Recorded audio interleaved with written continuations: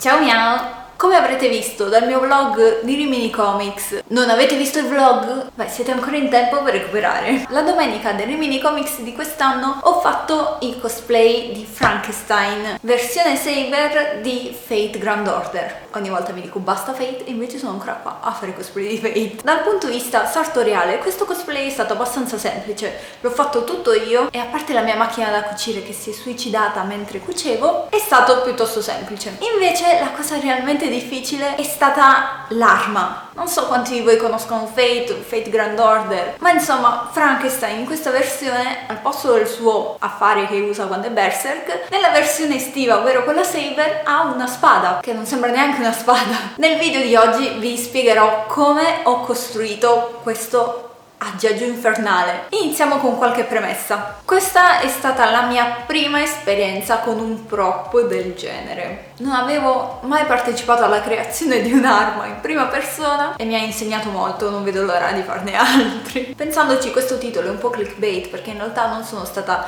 da sola a costruirla. Infatti sono stata aiutata dal mio amico Bob, grazie mille! Lui è super bravo, ha molta più esperienza di me, sa fare armature, armi, eccetera, e il suo aiuto è stato davvero prezioso. Inoltre questo non è un video tutorial, non vi dirò passo per passo cosa abbiamo fatto, sarà più un racconto ovviamente con varie testimonianze, video e foto. Non aspettatevi un tutorial e tanto so che nessuno tra di voi vorrà mai fare un'arma del genere. Come detto prima, è la mia prima esperienza e avendo un design così complesso ovviamente non è perfetta, però ci siamo impegnati a farla più simile possibile. E dopo queste premesse è ora di darvi un po' di background story. Un'amica di Bob ha fatto cosplay di Frankenstein Saber e ha costruito la spada sempre per Rimini Comics, però dell'anno scorso, quindi 2018. Dopo la fiera voleva distruggerla, così ha deciso di regalarla a Bob. Non chiedetemi perché. So solo che a lui piaceva il design. La spada dopo la fiera non era in buone condizioni, così Bob aveva deciso che doveva ristrutturarla. Dato che anche io volevo fare Frankenstein Saber, però ovviamente per Rimini 2019, abbiamo deciso di farla tornare in vita insieme. Abbiamo iniziato il 1° giugno. Primo giorno nel lab laboratorio. Abbiamo sistema di ripresa. Sì, così almeno vedo cosa sto riprendendo. Nella cantina di Bob abbiamo osservato per bene cosa rimaneva di questa spada. L'abbiamo persino smembrata per capire quali pezzi potessero essere utili. Indovinate?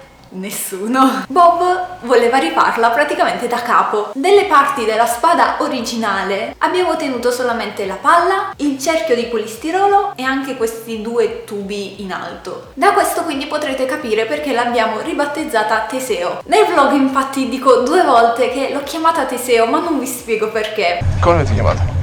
Teseo.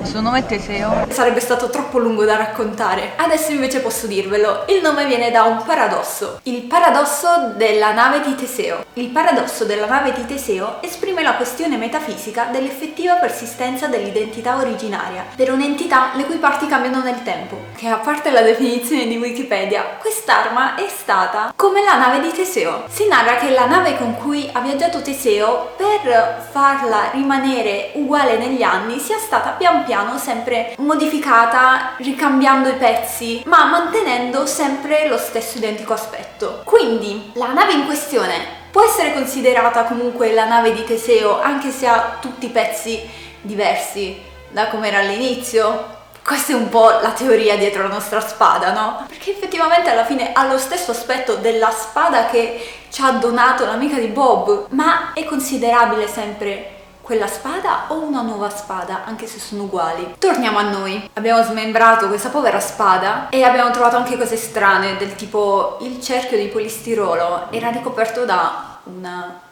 lupa strana, nera. Non abbiamo ancora capito cosa fosse. Bob era molto inquietato. E ora via al montaggio stile film trash di quando le 2 protagoniste vanno a fare shopping.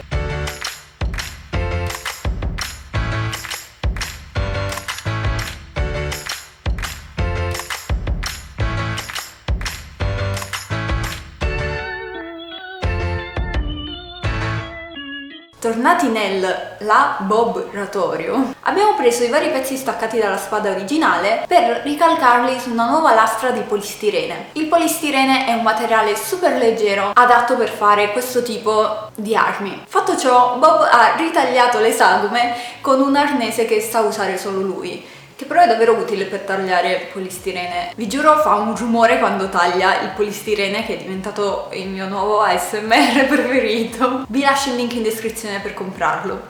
Me le ricordavo diverse le fionde. E poi una bella scarta vetrata. Questo è il processo che abbiamo usato per tutte le sagome, quelle delle lame insomma. Io ne ho approfittato anche per fare le 2 viti chiodi che praticamente ha in testa Frankenstein, più il mio corno, che mi ha aiutato molto Bob anche per quello. Oltre ai vari pezzi in polistirene, abbiamo creato anche dei pezzi con 2 tipi di foam diversi. Il primo era sottile, che avevo già con me, e l'altro invece era un po' più spesso, tipo una materassina che aveva Bob. Dopo aver creato tutti questi vari pezzi, è arrivato il momento di attaccarli tutti insieme con la colla a caldo. Per fortuna quel giorno c'era Mario che ci ha aiutato, perché effettivamente è stato un po' difficile far stare tutto su. La colla a caldo è molto utile in questo caso perché crea proprio una struttura solidissima. Ok, a questo punto avevamo praticamente messo in piedi la spada. Non vi dico quanti giorni sono passati nel frattempo, non è stato così semplice come ve lo sto raccontando. Dunque è partito il dramma di: ma dobbiamo davvero dare più di una mano di vinilica a tutta questa roba? Non ero convinta. Ne ho parlato con Andrea e lei mi ha consigliato di usare lo stucco. Questo è il protagonista di oggi. Co-protagonista. Questo è il protagonista. Proveremo a stuccare questo robo gigante. Più che altro basterà. Questo era quello medio, cioè mezzo chilo. Vedremo. Restate con noi, amici. Che bravo. Grazie. Stuccare tutto è stato davvero terapeutico, super rilassante. Abbiamo fatto un lato in un giorno, il giorno dopo abbiamo fatto l'altro lato. Ci metteva un sacco ad asciugare. E se ve lo steste chiedendo, no, non è bastato assolutamente il barattolo da mezzo chilo di stucco. Sono dovuta andare a comprarne un altro. Stai riprendendo la mia bravura? Sì. Tutti devono sapere. Sapete che lo faccio anche a pagamento. Arrivati a questo punto, mancava meno di una settimana a Rimini. Ansia. Io purtroppo avevo degli impegni, così Bob si è offerto di scartavetrare tutto quanto quel mostro da solo, a mano. Ovviamente, stuccando tutto, non abbiamo ottenuto un risultato liscio e omogeneo, c'era da scartavetrare quanto. Ci siamo sempre tenuti un sacco in contatto. A un certo punto mi racconta questa cosa: senti che good news, ieri sera ho dovuto rivinillare da capo tutta la spada per intero.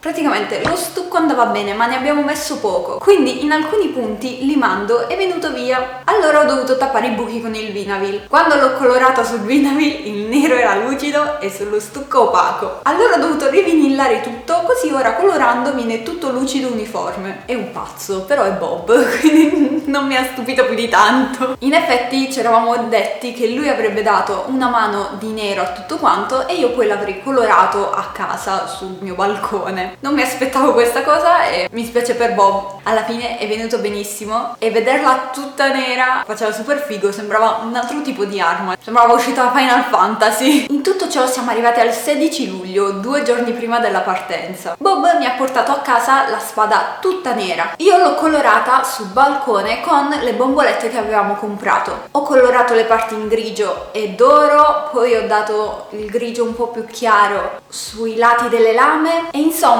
praticamente ho fatto un lato il 16 sera e l'altro lato il 17 mattina prima di andare al lavoro. Per fortuna colorare a spray è abbastanza semplice e soprattutto veloce, asciuga anche subito. Avrei voluto lavorarci un po' meglio, però era davvero impossibile fare un lavoro preciso il giorno prima di partire. Sta di fatto che sono comunque contentissima del risultato, sia del colore che della roba finale. Anche Bob era molto contento di come ho colorato il tutto. Questo è il risultato finale. Devo dire che quest'arma faceva davvero la sua porca figura, era bellissima. Non so se farò mai un'arma così complessa come questa. Spero di no, però è stato davvero divertente. Fatemi sapere se vi è piaciuto questo video e se vi è piaciuto il risultato finale. Se avete domande ovviamente non esitate e lasciatemele pure qua sotto nei commenti. Se volete provare anche voi a fare degli accessori o un'arma per un cosplay, vi lascio qua sotto tutti i link degli oggetti che abbiamo usato noi. I link sono affiliati con Amazon, quindi se li comprate mi arriverà una percentuale, ovviamente senza che voi paghiate niente di extra, che mi aiuterebbe tantissimo col canale. Noi ci vediamo settimana prossima con un nuovo video. Buon fine settimana! Ciao miau!